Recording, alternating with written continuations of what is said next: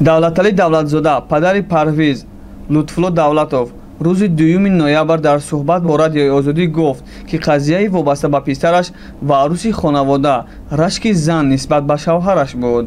Парвиз Давлатов ҳамроҳ бо ҳамсараш Азиза Давлатова рӯзи 1 ноябр бо гумони шиканҷа кардани зани ҷавоне бо номи Мадина Муҳаммадҷонова дастгир шуданд. Дар бораи Мадина Муҳаммадҷонова маълумоти зиёд дар даст нест.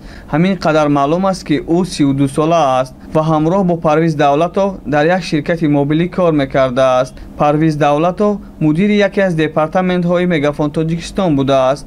Давлаталӣ Давлатзода, ки дар гузашта дар мансаби муовини аввали раиси Ҳизби Халқии Демократии Тоҷикистон ва вакили парлумон кор кардааст, гуфт: арӯси хонавода Азиза Давлатова бояд дар назди қонун ҷавоб диҳад. Лекин барои чӣ Парвизро гунаҳгор карда истодаанд? Ҳеҷ намефаҳмам. Сарони додситонӣ то ҳол нагуфтанд, ки Лутфулло Давлатов то куҷо дар шиканҷаи Мадина Муҳаммадҷонова нақш дорад. Аввал ин ки Парвиз дар моҷаро ширкат надошт. Вай дар Душанбе буд.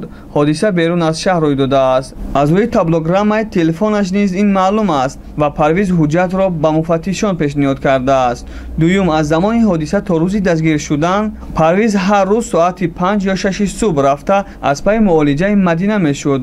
барои ин кор маблағи зиёд ҳам қарздор шудааст, чун бояд ҳар рӯз дору мебурд, гуфт Давлаталӣ Давлатзода. Мақомот ба ҷуз аз хабарномаи кӯтоҳ шарҳи дигаре дар бораи воқеа надоданд. дақиқ нест, ки Парвиз Давлатов ва Мадина Муҳаммадҷонова бо ҳам чӣ робита доштаанд. дар ширкати Мегафон Тоҷикистон, ки ин 2 нафар дар он ҷо кор мекарданд, аз додани шарҳ худдорӣ варзида гуфтанд. танҳо бо мактуби расмӣ посух медиҳанд. Мадина Муҳаммадҷонова дар бемористони қадияи боло дар ҳолати кома ё беҳушист. пизишкон мегӯянд, ки бахше аз майнаи сари ӯ зарбаи сахт дидааст.